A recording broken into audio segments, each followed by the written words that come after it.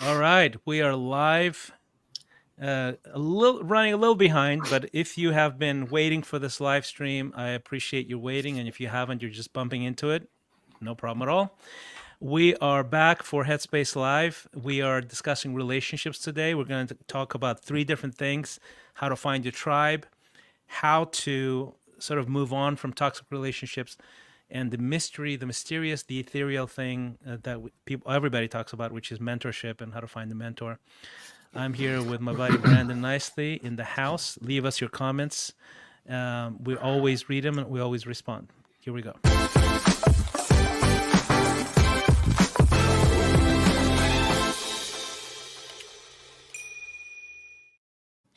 All right. Let's do this. Brandon. Hey, guys. Thanks for joining, dude. Thanks for being consistent on this. I know this takes some of your time and everything, but yeah, no problem. And there's always something more to do, but this is always fun. There's something valuable always emerges from our conversations, I feel like. So I like doing them. So all right, let's talk about the first thing. The first thing is, how do you find your tribe? I'll frame it for you, and we can vibe off of this idea. A few years ago, we started actually a faith community here in Austin. We called it Tribe, and the reason we did that is because I had this phase. I actually come back to that same phase every once in a while, when I was deep into Seth Godin. Seth Godin is this master marketer and stuff like that, and he has this book called Tribes. And I love how he talks about how in the modern world, in the West specifically, there's all these tribes by affiliation, people that combine on all kinds of levels. I mean, it can be run clubs or faith or business or investments and things like that. And it's just a massive thing. And that stems from our core condition as human beings, that we are sort of really wired for tribal stuff, right? We want to belong. We want to fit in, but we also want to contribute, which sort of, I think there's a tension between contributing and fitting in, right? There's a distinction and there's a commonality. And I think we all want to be in a tribe, and the tribe gives us meaning. It gives us a sense of belonging, significance, purpose, connection. All of those things are incredibly powerful and can work for us, or you can sometimes work against us, depending on the tribe we're in. So why do you feel that is true, and how do you feel this can be applicable in a very practical way to people in our audience today? Nice little tee-up question. Yeah, did I frame it for you? No, I mean, I think so. Yeah, I think, from my perspective, listen, we all have tribes at some level. Yeah. Like we're born into a tribe, really, right? I mean, you have at least your mother, father, maybe your mother or father, hopefully somebody, siblings that you belong. It's kind of this idea of belonging, right? It is, yeah. So to me, it's sort of like, where do you belong? And there's kind of like layers. And it's really interesting. You think about it. So I'm glad we're talking about it. It's one of those things that where, for example, I have a last name, and that's sort of my tribe, right? The people that I sort of grew up with. And then there's, I'm from West Virginia, and there's a tribe there. Like, I'm from Wheeling. If you're actually from Wheeling and I meet somebody like in California from Wheeling, we're like, oh, we have to, we're fast friends, right? Because we have common geographic. You know what's funny? Look, let me interrupt you for a second, because like, you're in America, we're immersed in this American reality. You don't pay attention. The minute you are in like Germany or something like that, you hear an American accent, you immediately tune into the American accent. There's a tribal connection. We probably wouldn't have given each other the time of day if we just met at HEB somewhere in the grocery store, right? But the minute you're in a foreign environment, you will affiliate, emotionally. Absolutely.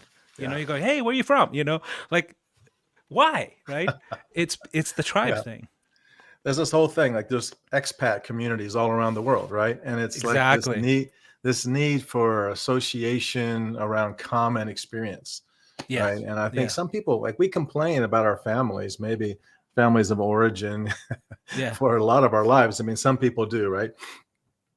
But at the end of the day, when somebody attacks your family of origin, then you're like all of a sudden unified. It's this That's there's, exactly this, it. there's Yeah. these strange sort of dynamics, right, about tribe with respect to tribe, because the very thing that you long for, that you belong to, can also become something that you know Limits you.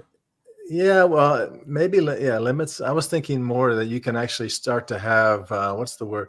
Like you take it for granted, right? Yeah, that's And true.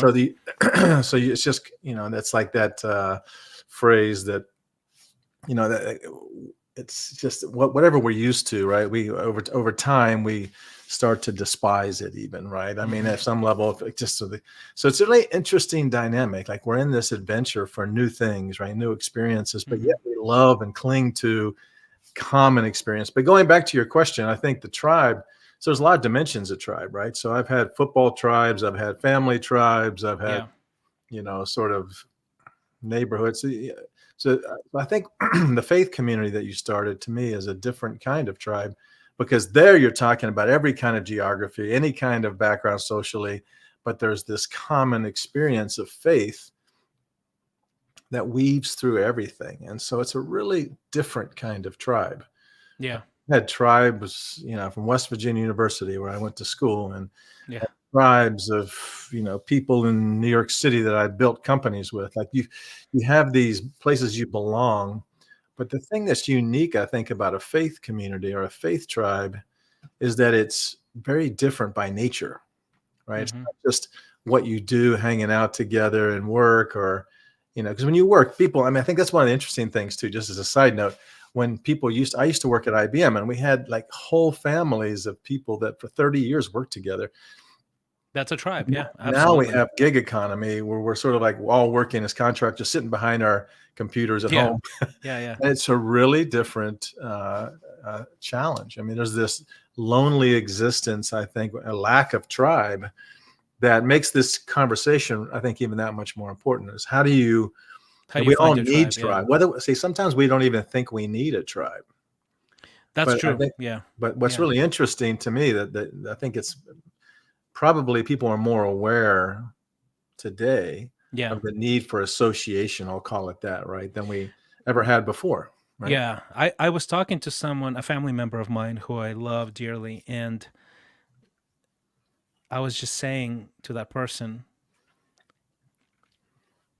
you know, because you disconnected from a tribe that sort of elevates you, shapes you, forms you, you find yourself honestly in this sort of this stagnant mode, right? And I was like, hey, you got to plug in into, you need to find a tribe. And you, because because you hit a plateau precisely because you're not part of a tribe that fixes your blind spots, micro corrects your course, gives you belong, even de-stresses your life, because you can fall back from like a failure of some sort and sort of lick your wounds in a tribe, and it calms you down, and it makes you feel loved and safe. There's belonging there.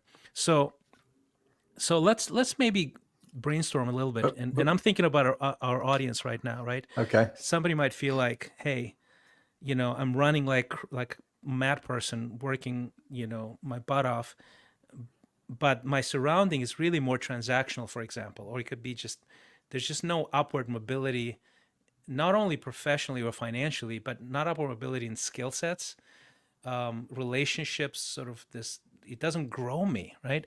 And I think many people find themselves in that space. As a matter of fact, we know that statistically to be true. There's a loneliness epidemic in America, and I find that to be one of the least used resource of the human potential, is when people just are alone, or they're these sort of there's an they're just a unit within a transactional sort of thing, and they don't grow, people don't grow together. So how do you find your tribe that Well, calls you higher? but see, I think that you're so immersed in this that I'm going to reframe it a little bit, just to Go give you a for it. perspective, because I Go for think it. you talk about tribe, and I think it's sort of synonymous with your faith tribe, your community Right. of faith that actually is unique, I think, at some level, Okay. because it's not every faith community challenges you or has the Right. expectation that you there's an arc of involvement, right? I know some Okay. people just bounce around and then they don't Yeah. have, there are places I've been. I tried to plug in that I was trying to find a tribe, but I'd be high fiving, you sit around the grill, but until like I think what you're defining as a tribe, as a spiritual tribe, is one that actually is very engaging, one that actually has an expectation Yeah. of connection, Hmm. right, and of substantive conversation, and all of the, and so hence there's this kind of construct of iron sharpening iron, Yeah. where we're improving each other. But I think that's it's almost like there's an assumption on your part that this is, so I just want to like define it, maybe even like I think what you talk about, because we have this common tribe which we both appreciate, and we have these friends, but it's like didn't happen by chance. Okay. Like it wasn't like it was just there and you found it. Right. You sort Yeah. of created it. Yeah. Yeah. Right? So I mean, you at sort of, some level, I yeah, mean, yeah, this is my absolutely. point, is it's almost, the question is how do you find and or create your tribe, and what's the objective, like what's the purpose? And so for us, for example, we have a high priority on spiritual progress and just, all kinds of just life, and being able to have associations and friendships, because we talk about the 5 people that Yeah.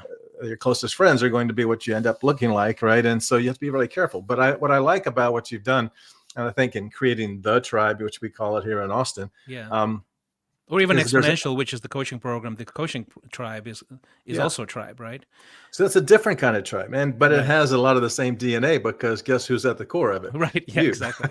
Yeah. Yeah. So at Yeah. the end of the Yeah. day, like you've woven these, but I'm just going to try to reframe a little bit, because I think that if you think back where you were in your former life, Yeah. and think about, just somebody might be listening to this, webcast, there's a, it's like, I think part of what you have to do is back up and realize what's really important to you, right? And I think that most of us have those same common things that are important. We want relationship, we Hmm. want association, we want common experience, but sometimes we find it, where do you find it? In general, unless it's intentional, you find it maybe, in a running club, or you go to the bar, or you go to a hobby, you have some kind of hobby, you play golf. But I've done all those things, but I'm not sure that that tribe, while it's associative, Hmm.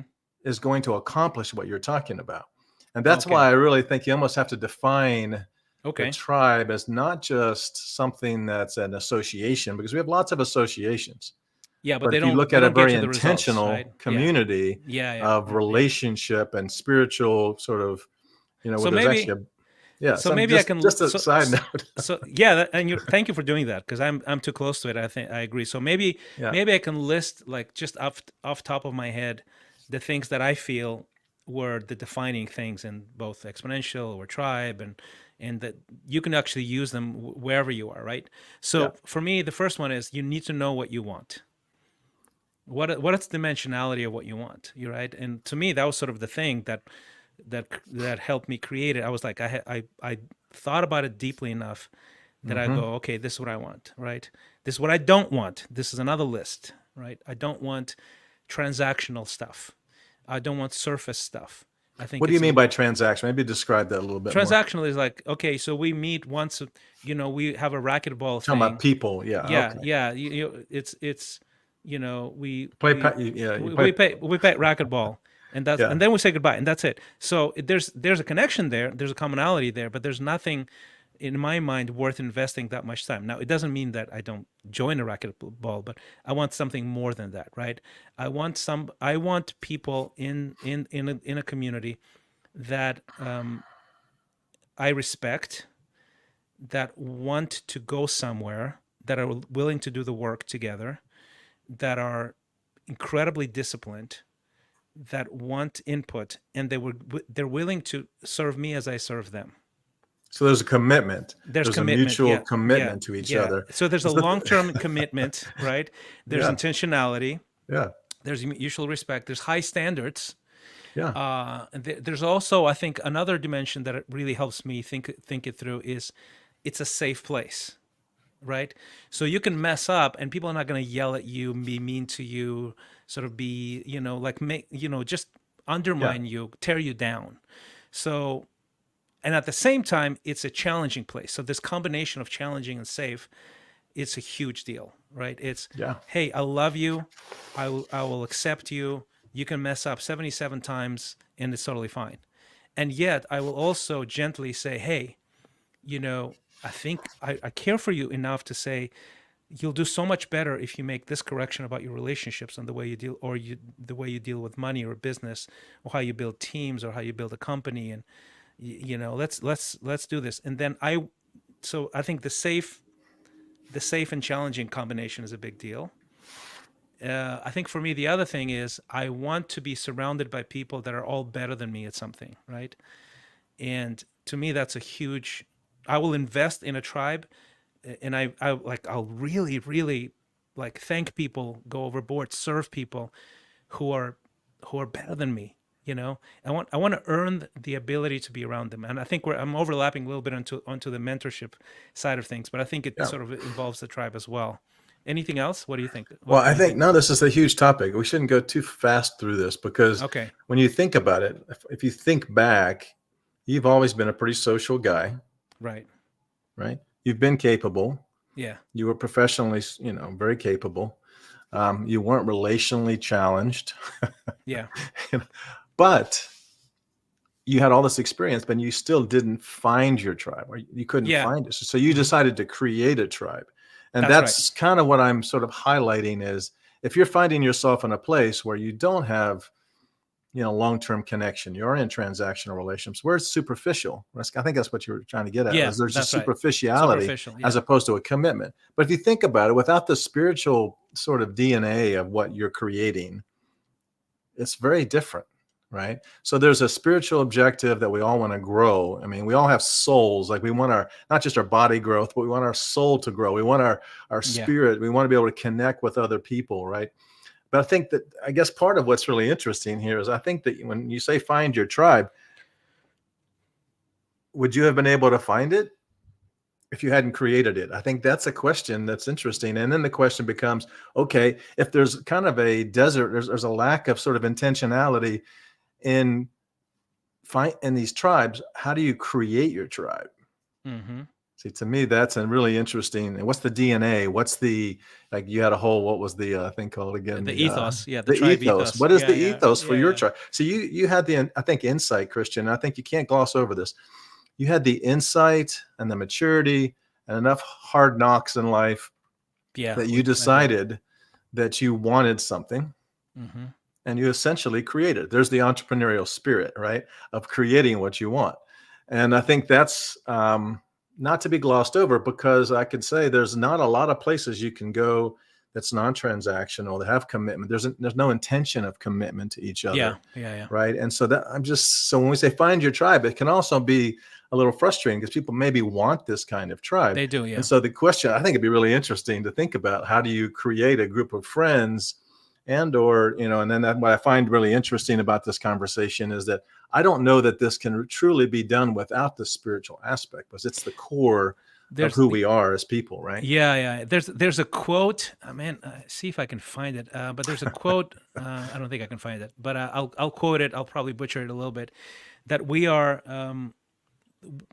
not um, humans having a spiritual experience. We're spiritual beings having a human experience. Exactly. And basically, that points to what you're saying is that if you don't understand that you are a spiritual being at the very core, at the very center of who you are, who's simply just having a human experience, you will miss out on the spiritual realm, which is like the realm, right? This is our physical existence, what we can see, feel. It's like the 1% of the 1% of what's actually happening. But if you see as yourself as a spiritual being having a human experience, then you will seek out these dimensionality, this depth to the people that you're around with. And it doesn't have to be even a faith community, but even in the for example business community, that's what you're looking for. So, for example, to give you an illustration, um, I had this one startup reach out to me, and they were like, "Hey, can you help us with this? Can you consult?" And I find myself having asking them questions that they don't even know what to do with, because I basically what I'm saying to them is like, "Look, I can give you sort of a prepackaged service that I offer in this business or that business. And if it's that, I can do it all day long because there's a formula to it. There's a deliverability to it. If you're asking me to sort of come along with you on a journey, that's a whole different conversation. And I just don't expend my energy, my creative energy, my time, my emotional labor on things like that unless this happens and I give them a list of criteria. Like I just don't do that because I want to do important work. I want to do work that other people can't do. And I want to be able to contribute a certain way, but know who you are and have a not have a transactional thing. And to them, that's like it's a little disorienting. So we're having this conversation ongoing, and I'm Hmm. like, look, I don't know if I want to work with you because I just don't do this thing, right? I Hmm. do this other thing, and I'm describing tribe association. And I said, look, if I want to do a transactional thing, we can totally do it. These are the things that I do. This is the menu. You can point at the menu. If the price works for you, I'll work with you. But if you want to do this other thing, no, it's going to be a process of dating, before we marry, and it's going to be longer. You can only marry so many people. Precisely, yeah, yeah. And I'm too old and the one the founder guy, he goes, man, you're an experienced guy, aren't you? And I'm like, yeah, like I've had my heart broken several times. I've in misfit sort of associations, and I just don't want to do that anymore. I want to do important work with people I love. Period. And that's a much harder task, Yeah, So, but I think it pays off. I think it's a little bit harder to get there, but if you know yeah. what you want, you know what you don't want, and you figure out a way how to get to that place. Man, it's a beautiful thing to be able to do that kind of work with people. It really is. I think that, I mean, I've had lots of tribes. Yeah. I think the distinction I'm trying to draw is that I think is so innate in your vision to you is this one of, I don't think it happens without the spiritual core. And, it has to be there has to be a unifying sort of Yeah. ethos, which is ultimately God's word in the Bible. And ultimately, I mean, that's what creates the soul connections, the friendships, the walking through life. Because most of the people that are in that kind of a tribe, they could be plumbers, they could be, CEOs, they could be artists. I mean, it doesn't matter what you do. And when you start Right. transitioning into professional tribes, Mm-hmm. that to me is a little different because we actually do those things all the time, right? I mean, you and I have done them with people, and Mm-hmm. you go on these journeys, and sometimes 4 up to 10 years, right? And those are very significant relationships with a lot of invested capital, Right. human capital, but they're very different by nature. And I think what you're alluding to, which I would just highlight, I think for me, as I've experienced it, is a very different kind of tribe because um, you have to be very intentional in creating it, and you have to call people to that level of intentionality Yeah. to come alongside, or it doesn't work. I mean, if you're the only person, it doesn't really work unless you have other people Yeah. who want it also. And I just know that sort of the inner core of your circles are all people that have experienced a lot of the other things Yeah. and have chosen That's right. Yeah. where it's resonated, where your message has resonated and the commitment has resonated. But what I find is it's really closer to what I think Jesus intended Mm-hmm. in terms of his crew, like his tribe, Yeah. right? And what we call the church. But at the end of the day, I mean, without making this a real religious thing, it's really the anti-type of religion, because religion is very non-relational in That's right. general, Yeah. right? Yeah. Mm-hmm. And so what I we're know what you talking mean. about is highly relational sort of intentional community versus one that's transactional. It could be business transactional, it could be sports transactional, it could be all kinds of Right. interests transactions. Um, but I'm just highlighting it because I don't know how you're defining tribe, as I understand it, and as I've experienced it, is necessarily that easy to find. And so the question is how do you create your tribe? You have to find people that have the same intention, or you have to and you can create that, right? But so I'm sorry, I hope I didn't blow up your No, no, no, no. I your, mean, your your sort of theme here, but I do think that it's a powerful concept of having an intentional community that you build and Yeah. or a part of.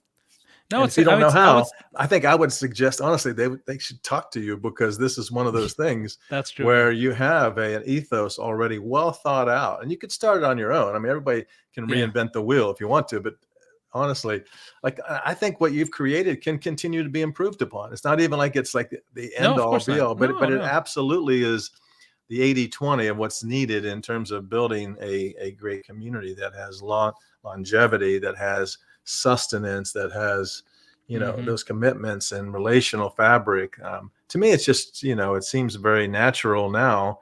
Um, but when I I didn't think, have it, yeah, I think I agree with you, very different. and thanks for pointing out. I mean, and you're not blowing up my concept. I just sometimes I'm too close to it, so it's sort of Hmm. I'm like, yeah, this is just how it is, right? But Like a fish swimming in water. yeah, Like, exactly. Yeah, yeah. So, yeah. but I agree with you that it's hard. It's hard to find a tribe, and everybody wants it desperately. And because it's sort of in our blood, right, in our DNA, we're created, weaved for But that. let me draw a distinction there. Let me just throw one little another. I don't think everybody wants it. I think they really do want it if you get beyond like what they're not in touch with it. But I would say Yeah, there's a lot of people who don't want to be committed to other people, who want isolation, who want to do their own thing. There's a really. lot of people who don't really want to pay the price of a true tribe that you're talking about. Well, I think they want So the results. They just don't are not willing to pay the tribe. You're right. You know, exactly, yeah. exactly. And you and So, I've seen those people, right? We've seen yeah, those people that are like, hey, don't, you know, keep you at yeah, arm's length. Like you have friends that just keep you at arm's length. And how do you that's feel true. towards them? You don't feel close to them. But the ones you feel close to are what? The ones that are vulnerable, the ones that are really Yeah, unusually vulnerable, or know that they have needs. So I would just throw that out there too as a comment, that I don't think that a lot of people really necessarily want that level of tribe. They love association. They love popping in, popping out in yeah, yeah, relationships. They love yeah, bouncing around. It's like people who like to date many people at the same time. It's just, I don't yeah, want to get invested too much, right? And so there's a real difference between what we call buying the field and then just visiting all the fields, right? yeah, yeah, yeah. That's right. No, and I think but the thing is that comes from um usually that comes. I think the desire is there for everyone, but the Yes, we fear, all want it, really. but the fear is because we all have been hurt. There's no person who hasn't been hurt relationally. Yeah. So the we want it, but we don't want to. We don't want to make ourselves vulnerable. If you get too close to some group of people, you are making yourself. You're taking a risk, and you're making yourself vulnerable, and you're giving other people the power to hurt you. Hmm. And therefore, the way to create a true tribe that is to actually open yourself up to being hurt.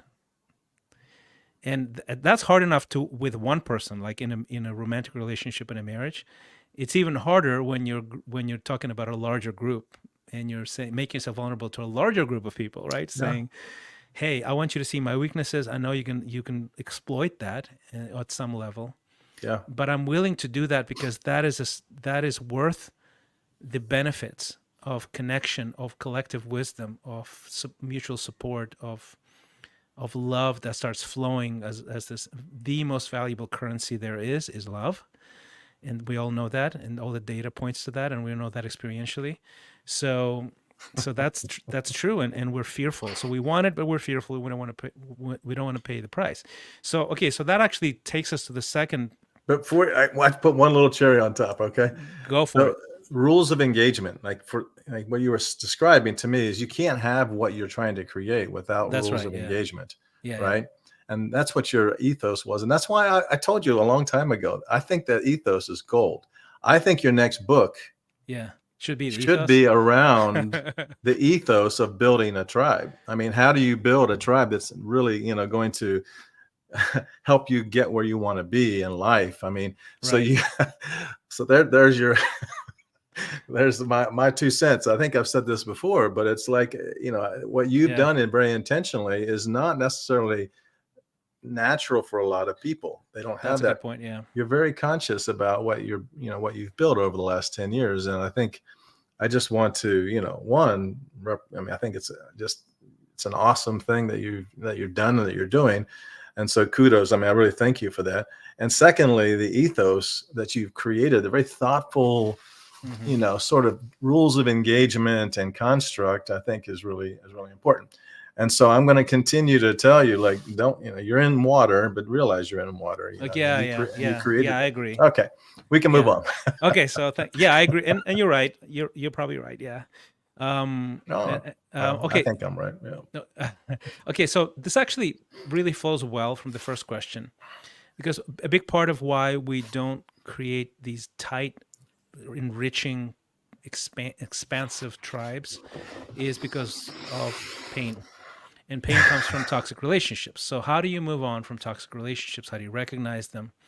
To me, that's a core skill, even a lens to be able to have. I think we don't move on, we don't create boundaries well, and we don't move on from toxic relationships.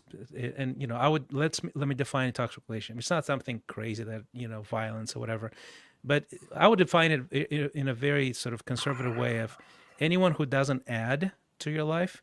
It's not even neutral, but takes away. It's almost like when you hang out with this person, there's something you feel less about yourself. You think less about yourself every time.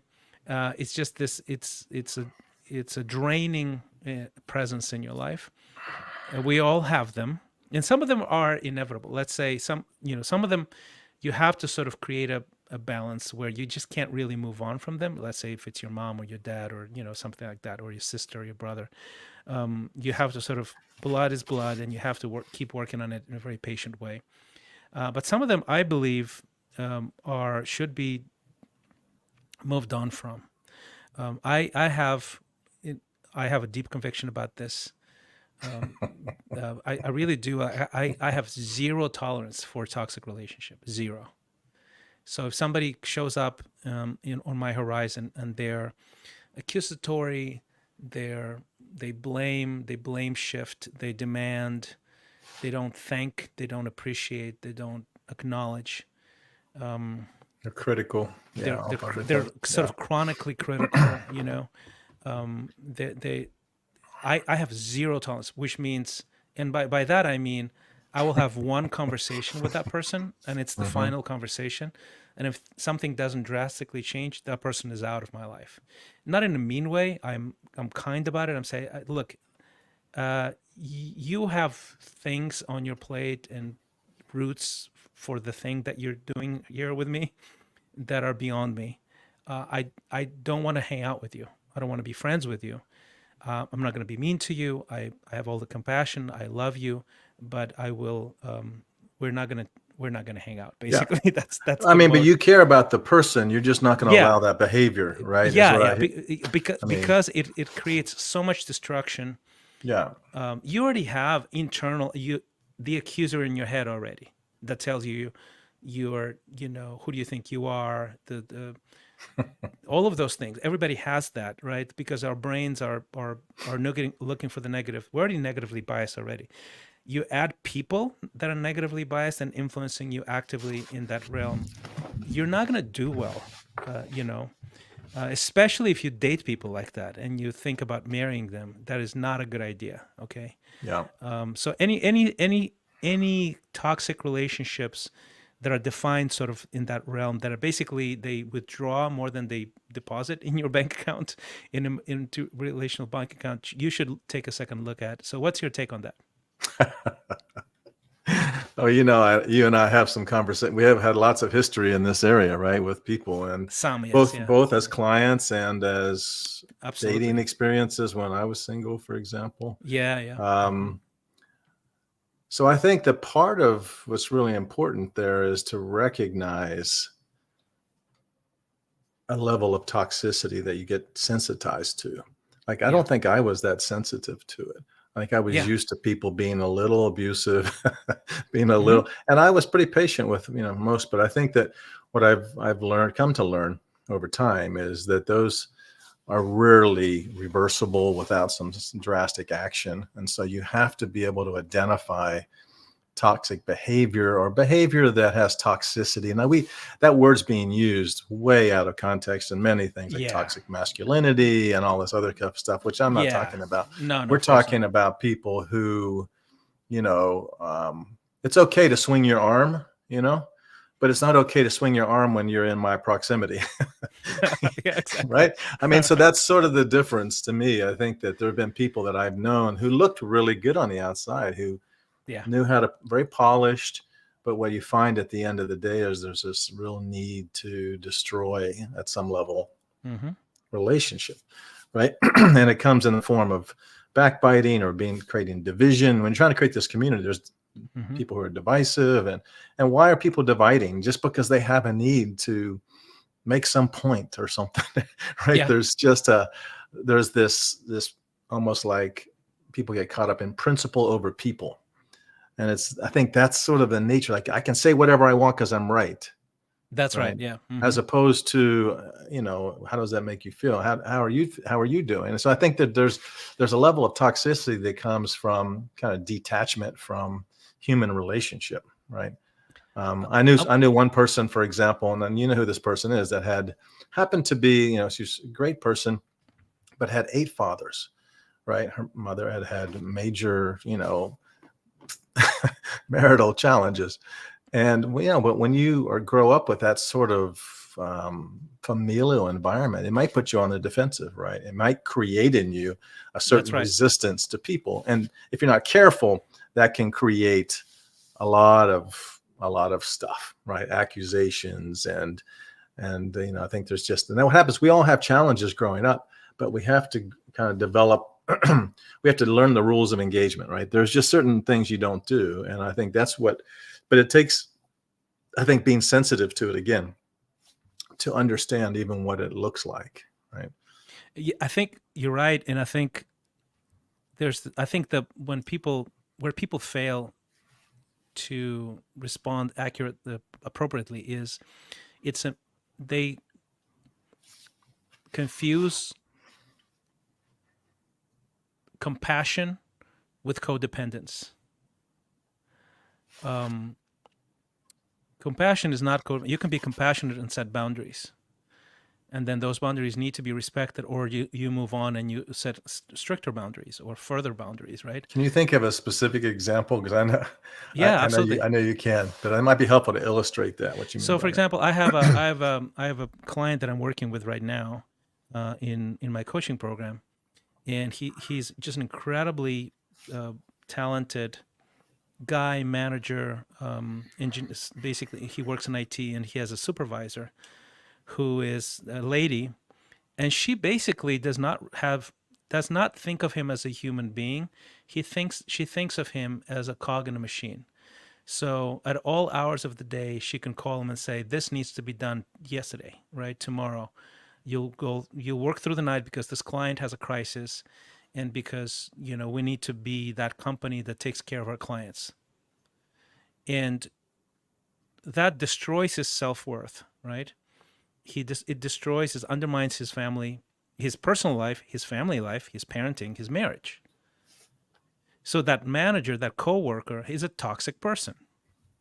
That manager and coworker will never be a good leader, right? So she delivers in the short term for the company, and she destroys in the long term. The most valuable resource is human creativity, and she Human will inspiration, right? And yeah. inspiration. She will burn through people, and people will leave that company over and over and over again. They will hold on. Okay, so on the flip side of that, the friend that I'm working with, he stayed with that company for 2.5 years. And what I'm telling him is, like, I would have left in a month. In 1 month, you should have left 1 month ago, and you stayed because of fear, because of a desire for stability, and you're compromising your integrity, your professionalism, your family life, your professional development, your peace of mind for a paycheck. That is not a good Yeah. trade. That is not a good trade. Now, you've kept a job for 2.5 months, and now you're burnt out. Your self worth is in the toilet. your rhythms of life are completely disrupted, and now you're reactive. Now you're behind the curve. It's a little too little, too little too late, right? Now we'll help you. You will. It's This is completely reversible. But my question to you is this: I'm sort of quoting my conversation. Why would you stay for 2.5 years? It's on the person. It's on the work environment for a month. It's on you if it's 2.5 years. You are now codependent. You have to Yeah. take responsibility for that. You need to understand what is the sunk cost, what is the cost of opportunity, the things that you could have done and you didn't do, because you're in this permanent burnout mode for 2.5 years. You're not going So to I get think those back. this is a topic that again, there's a lot of people who can relate to Yeah. because there's an expectation of performance. Yep. And what I would suggest is that, for example, when I worked at IBM, we had an open door policy. It was always okay for you, if you needed to go above your boss to his boss That's to fantastic. address things like this, That's right? healthy. Because you never know when there's one manager that's just not conscious. Yeah. They're not trying to be a bad person. They just are insecure, or they're, whatever is causing them to do it. And so the whole company might not be bad. Now, the question is, what the whole culture of the company is that way, then that's a different story. But I would encourage them then to do what's necessary to have a conversation outside of that individual. Confront the individual and say, if this can't work, I need to have a conversation with somebody else. Takes a lot of courage to do that. But assuming that the company culture is that, then that's a whole nother thing. You have to just choose to Absolutely. to leave, right? But I Absolutely. think to your point, this is to my earlier point about you, not everybody's as conscious. I think that a lot of people are insecure, and they have the safety and comfort, not safety maybe, but they have the financial safety of a job, and That's exactly. they'll take Hmm. a lot of abuse because they can rationalize it in so many ways. It's not uncommon. But Hmm. what I like about, what I think in working together, what I've learned that I think you do very well is it's sort of the meta game. There's the game, like life. And so many times we look back at the end of life and we're like, oh man, I wish I'd have done this. I wish I'd have done that. But what I like about you is like, you're not okay with, No. that kind of a scenario. I don't think you've ever been in a corporate grind. You've never been in a 10-year job in a corporation that's, a multi-billion dollar, that has layers of management and policies and procedures and but your freedom, I think that what's been unique about you is your freedom to sit outside the system and think, Right. which Yeah. has really allowed you to have perspective. And I can tell you, I mean, I worked in situations, I wasn't the kind of guy that did very well with that. I was just too strong-willed to let somebody beat Yeah. up on me, right? But I think at the same time, there's a healthy way to address it, and then there's an unhealthy way. I probably would have been more unhealthy and blown the person up, in terms of verbally or whatever. I mean, but I think in general, as we mature and we grow, we learn how to deal with discomfort. Listen, as you know, life is a set of things that are less than ideal. Yeah. And it's not a question of whether you have more things or less things ideal in your life, because some of us have a variety of experiences, but it's how we address those things. And that's part of why, going back to tribe, you need advice, you need counsel, you need guys that are, I mean, women or men that are actually around you that can speak into your life and give you guidance when you don't naturally have that inclination, And right? the thing that fascinates me, Brandon, is that this kind of um, toxic dynamic exists on all levels. Like, because people sometimes think, oh, if I'm sort of this low level, middle management in a big machine, that's where this resides. It is not true at all. Mm-mm. On all, I mean, I know people who are worth of tens of millions of dollars, who interact with clients, partners, who tolerate this kind of behavior to their detriment, and then they lose the capacity to actually grow and add value in their ecosystem because they're just so beat down, so Yeah. they have to like heal, take a year off and heal and recalibrate. And I mean, those are some of the people that come to my coaching program, right? Is that they just need to be retooled, recalibrated. Yeah. And I look at them as, I go, look, you are a unique individual with a precious set of gifts, to give to the world, and you allow yourself to be diminished, and those things are then dormant, they're under the surface, and they don't come out. You don't overflow with this. And to me, that is completely intolerable and unacceptable. And my desire is to help you relax and breathe and find your space, and go from sort of going being behind the curve to being ahead, creative and flow and joy and delight. And then you are overflowing with the best you have to offer, and you'll get the best jobs, you'll get more money out of it, you'll have the best family, you'll have the best lifestyle because of it. But you have to start believing in yourself to do that, and stop tolerating toxic behavior. It's unacceptable. It's unacceptable, and you will at the same time lose, right? I mean, why tolerate abuse? Well, where that it doesn't even help you win in the long run, right? That's sort of, I get a little excited about that, I guess. Yeah. So and I think there's a distinction to be drawn between. Well, let me draw one distinction. I worked at again IBM. All I have is my experiences, and this is the '80s. And one of my managers was a fighter pilot, Top Gun. Wow. Wow. He would give me these battleship, Navy sort of, strategy sessions. And he told me and we had an IBM sales school where you got all your training, and it was competitive. It was maybe, people from all over the country were the best of the best. You'd compete, and then you go to the school where you do all this training. And and they rank order you 1 through 40. My boss would say, if you're not number 1, don't come back. Okay. So I just draw a distinction. And I love this guy because it was like there's a difference Yeah. between being inspired and being challenged. Absolutely. I agree. Right. And maybe completely ridiculous Yeah. expectation. It was completely ridiculous expectation. And I have some interesting stories about that. But What happened. that But that ultimately, but there's a difference between being absolutely. that is not what we're talking about here, right? No. And you're absolutely, thanks for saying that. And that's my point is safe. It has to be a safe place, and it has to be a challenging place at the same time. So, for example, like my very first career, and I think I've told you this story.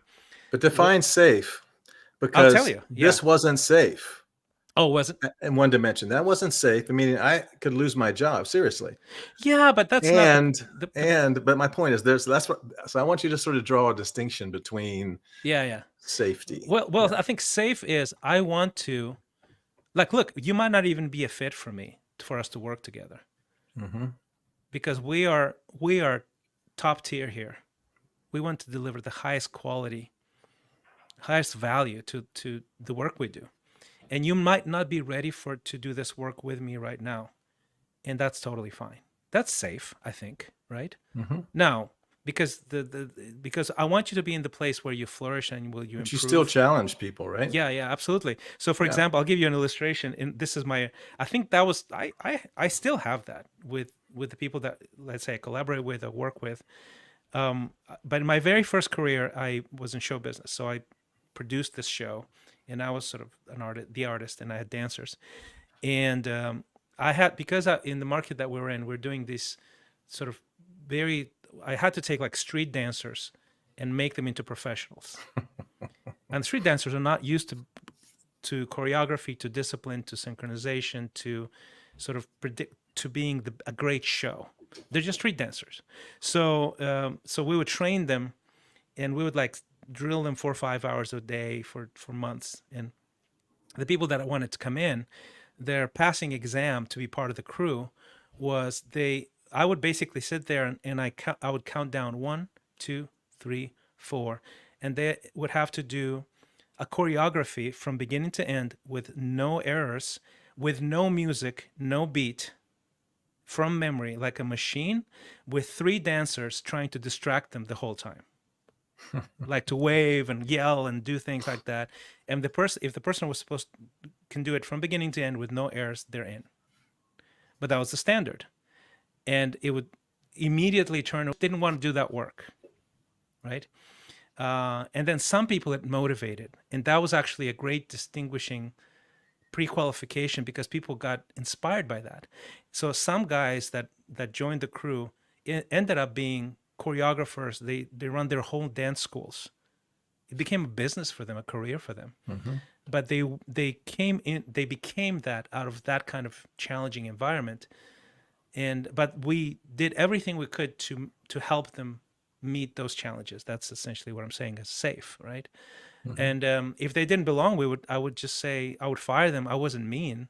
I was like, look, you're just not the type of person we're looking for, because we're trying to create a show that is unprecedented, that is So draw the competitive. distinction between being challenging, Yeah. a challenging environment, and what you're calling as toxic environment. I Specifically with this, yeah, for this it would example. be if I would be the guy who would just not, as we're training them, I would just yell at them and go, "You're a loser. Who are you? You're just a street dancer. You'll never be what you're Hmm. supposed to be." It's manipulative, it's toxic, it's degrading. You didn't do it again. I knew it. Like it's that kind of comment. You're tearing it down, not building them up. But if I say, okay, So let's maybe do a the lack of respect when they come to you and say, "Hey, you yeah, need to do this the next 2 days and give up your family, give up your vacation, whatever it exactly, takes to take care of the client," without any dialogue and respect precisely. for. So respect for the individual is really one of the It was is. always a core theme for us. Yeah. Yes, and it's look, you have something in you that I want to dig out and perfect and give you the skills that you might not even possess right now. But Hmm. that's going to make you into an exceptional human being in the profession you chose. Yeah. And I'm going to be here to support you. And if you don't make the cut, I will lovingly, respectfully tell you you didn't make the cut, but come back in a year. I would still say that. Yeah. I would still say come back in a year. Get your, organize your life, figure out discipline, figure out showing up on time, figuring out your work ethic. Get some training somewhere else, because we're not going to be able to train you here, and come back in a year. And sometimes people would actually, Hmm. and they would, because they would feel inspired still, Hmm. even after being let go. They would feel inspired, and they wanted to come back and be on that level because that's what they wanted. So it sounds like what you're saying is really the toxicity is where there's a lack of respect for the Absolutely. person Yes. and the way that you speak to them, the tone that you speak to them, um, You're extracting from them. yeah. You're not investing in them, that you're extracting. They're just a tool. Hmm. That's transactional. That's, I pay you to do this. Hmm. You will do Yeah. this, and you'll do it better, and you do it when I tell you at the cost of your long-term success. That's not investing, that's Right. extracting, right? So if you're in a relationship like that at work, what do you do? So the question, I mean, I guess at some level, I mean, what I would do is you have to confront the person and say, listen, I'm okay with whatever expectations, we have to take care of the client. And I'm not okay with you treating me this way. Right. Exactly. Yeah. And if this continues, we'll need to have a conversation with some other people. Yes. Yeah, And that absolutely. person may have never even been confronted that way before, right? But it takes a lot of courage to sometimes, I mean, you Yeah, can just walk away, but I like the idea of working through the process and giving the person a chance to actually, they may not I even agree. realize it, because some people are, Oh, you I know, mean, people yeah, might not have not a clue. I mean, the person I'm talking to you about, it's very fascinating, because that person, that sort of what I would consider toxic, she comes from a military background. And I would suggest, because I know enough about the military to know that the highest grade, the highest level of military leadership would consider that a bad leader still. sure. So she probably had some experiences of low quality leadership in the military, and Hmm. um, sort of misread what actually true military culture is, um, as this. And I Yeah. would suggest, like, obviously, I don't have any expertise. I wasn't in the military, but I know enough. I've read about enough from military leaders to go, that's not what they describe as good leadership, even in the military. Yeah. So, so That's um, why I think it's important to sort of draw distinctions, like yeah, specific yeah, yeah, yeah, distinctions, because being challenged, being disciplined, yeah, creating, sometimes you have to, I mean, in the military, they're breaking people down to create what they want to create, right? yeah. Hmm. And that's a different objective, but in workplace, that may not be appropriate. Not exactly. No, it doesn't translate And so it exactly. doesn't, Yeah, yeah. And so they're different. But I think that's why it's really interesting to dig into what is toxic like, and what I think your point is drawing boundaries, Hmm. right? And saying it's not okay for you to swing your fist in my face when I'm standing right here, right? Yeah, I mean, that's yeah, not okay. And um, that's that's exactly it. part of that ethos that you're talking about when you're going to be in community with people.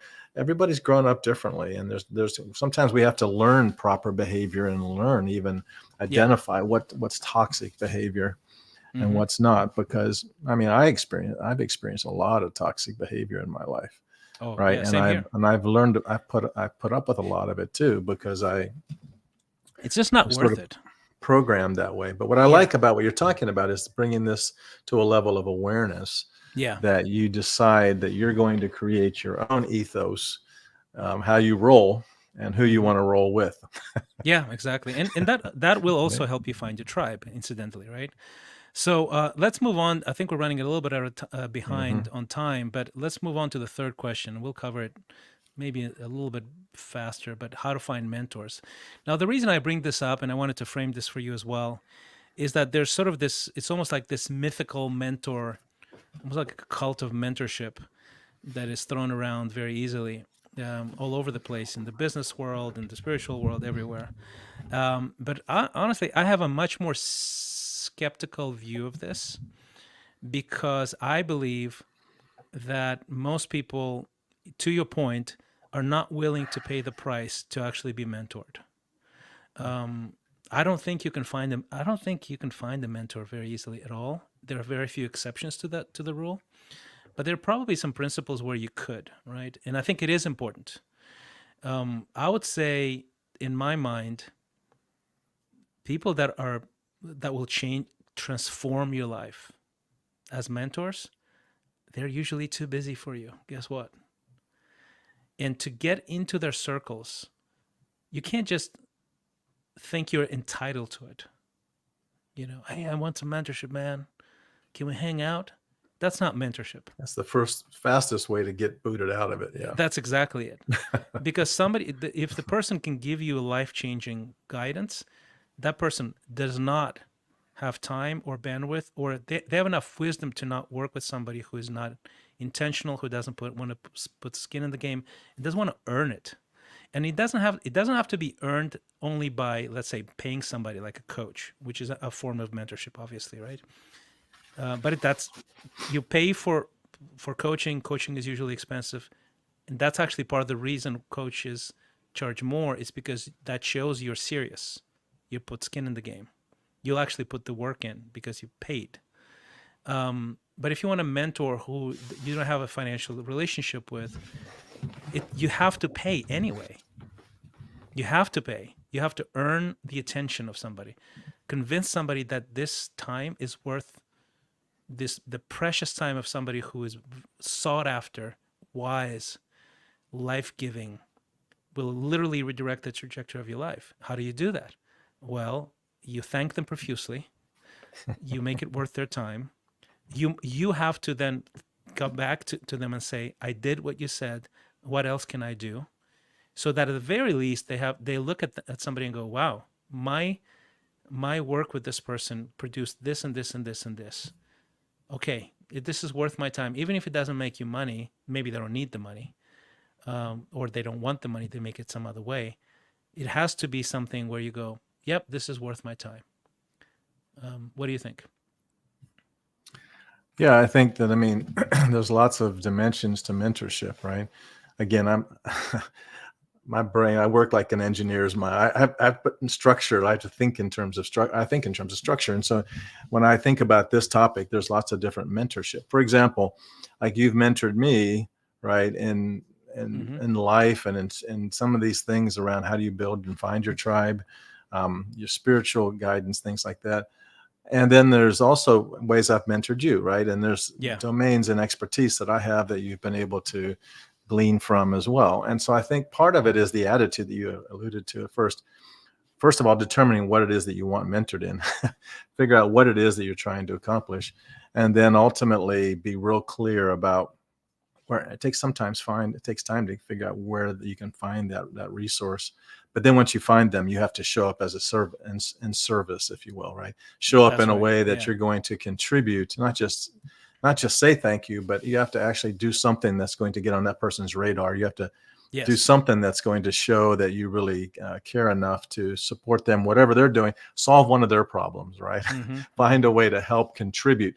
And so I think that's the thing, how do we contribute to one another? Yeah. Is really requires intentionality and thoughtfulness to really make the juice worth the squeeze, right? If you don't, bottom line, I think is if you don't sacrifice, you're not going to find a mentor. If you're not willing to sacrifice, you're not going to find a mentor. And I think a lot of people somehow think this of it's almost like a mythological thing. It's like, yeah, man, all I need is a mentor. And then they go and they go, would you mentor me?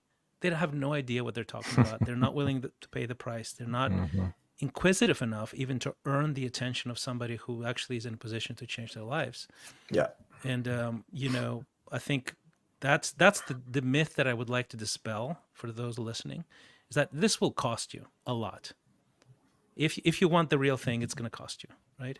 So, for example, I mentored you, and one of the things that really impressed me early on when we first started sort of building a relationship is like, hey, you said, let's start a business together. Let's partner on this one thing called Third Drive, and and you cited as one of the reasons is you go, I just want you to be obligated to be around me through a business partnership, so I can learn from some of the stuff that I want to learn from you. And I thought that's skin in the game. Okay, that is a big Mm-hmm. commitment. And then I did the same thing.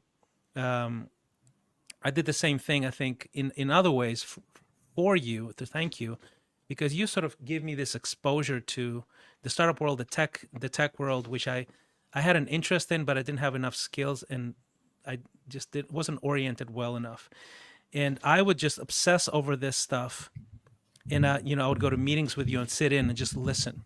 That cost me time, right? And I'll be like, nobody. Like I have no idea what you're talking about. In the beginning, I would just sort of sit there and maybe get like 25% of what you're talking about. Eventually, that went up to 50% to 75%. Now Mm-hmm. I'm actually mentoring founders Mm-hmm. without you, and pretty confidently.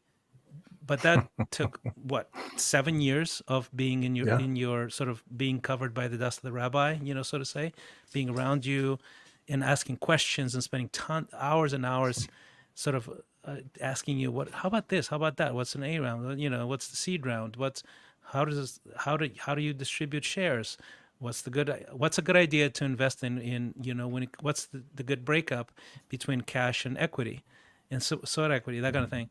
All of these dimensions, it took me years and years and years, but it cost me. It cost me attention, and I thank you. I've thanked you like forever, right? All the time, I thank you. My point is, it's an investment. If you're not willing to risk, you're not going to be Yeah. mentored. And I'm gonna Yeah. be benefiting from what I got from you forever, for the rest of my life. Yeah, and vice versa. I think, but one of the misnomers, I think, is this idea where you can have lots of mentors.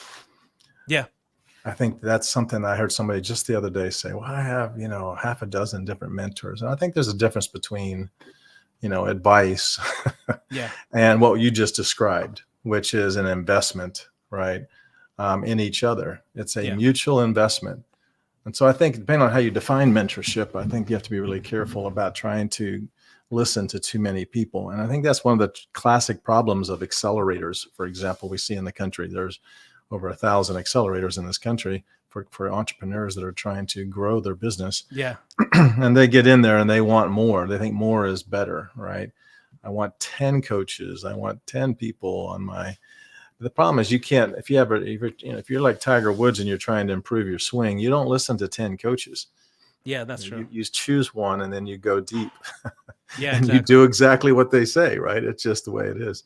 Yeah, So nothing, I think nothing is produced overnight, and nothing is produced without intentionality, and hmm, nothing's produced without actually service, right? Mutual support and contribution to each other, right? Even if you're just learning from someone, you can do a lot of things to make that person's life, easier. Um, oh, you just have absolutely. to, you You can just have serve to them be all willing kinds to of go ways. after it. Yeah. And you have to be But curious. I mean, one of the things that I love about true mentorship is that you have to really study the person you're trying to be mentored by, and hmm, like know about childhood, their past, what their influences were. Yeah, it People are takes not time. curious about that at all. I've had people who been around me and they were like, "Hey, just tell me, I want to be mentored by you." They don't want, and they have zero questions about my life, which means they're not ready to be mentored in the first place. Hmm. They're just not curious enough. Bottom line Hmm. is, right? Yeah, Um, that's a so good topic. I think that a lot more could be said, right? yeah, But yeah. we're probably nearing the end of today's session, I'm guessing, right? Yes, we are. Yes, we are. But thanks, man. That was a good conversation.